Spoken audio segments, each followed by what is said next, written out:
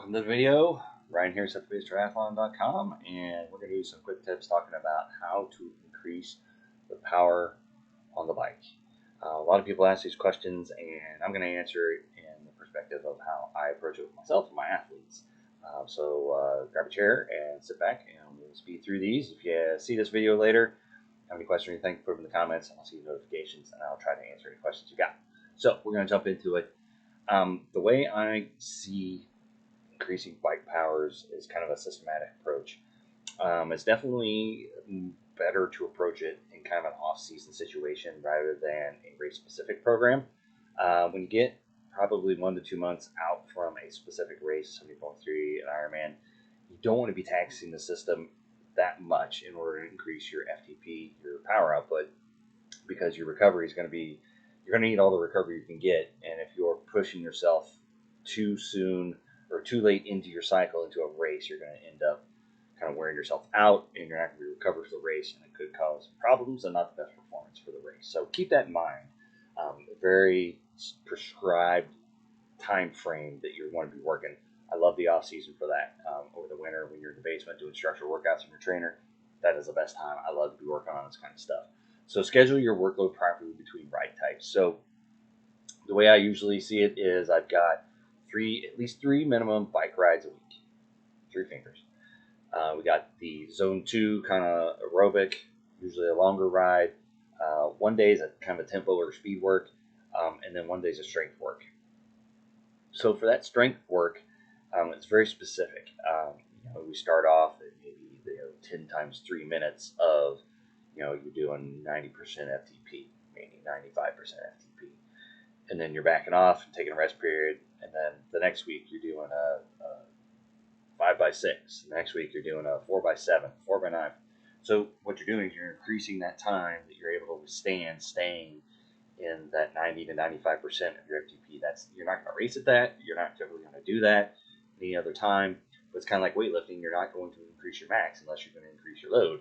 So you got to increase your load, but you want to do it systematically because you don't want to hurt yourself. B, you don't want to just burn out. I mean, if you want to do 30 minutes of FTP, try to keep increasing. If you just want to do sprint races on Zwift for 30 minutes at a time and just go out there and race your guts out, yeah, you'll increase your FTP, but it won't be fun, it won't be comfortable, and it may not be sustainable. So keep that in mind.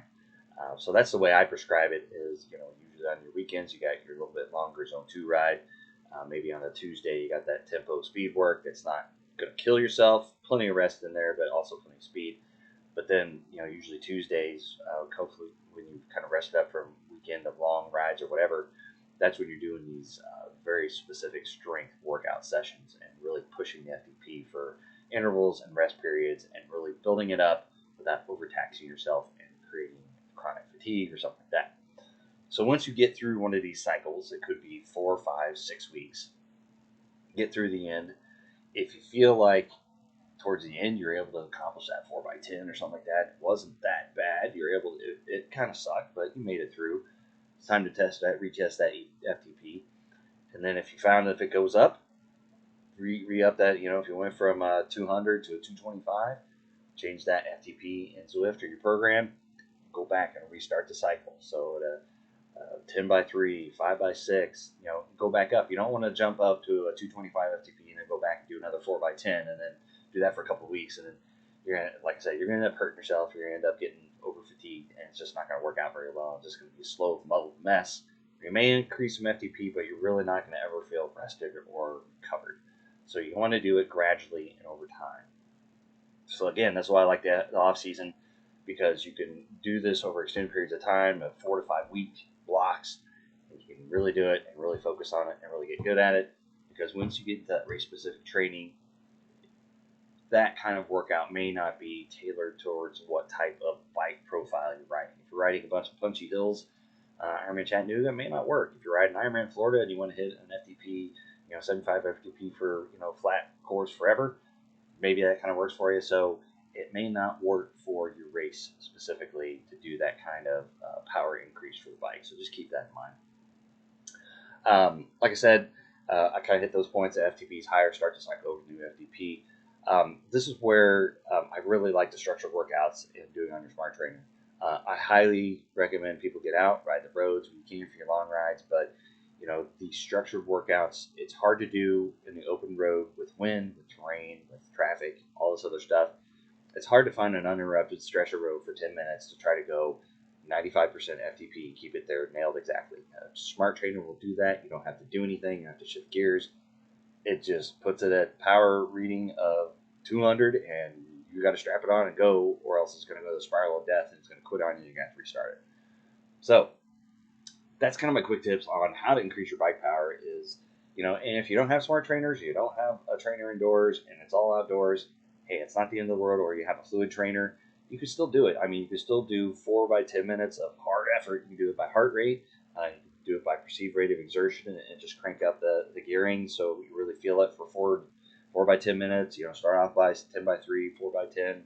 You still do the same method, but it's just not as metric driven to be able to go through and see what the metrics are doing. Or maybe you have a fluid trainer and you have a power meter on your bike and you're running your programs that way or something like that. Hey, perfectly fine. You still do it that way. It still produces the same results in the end.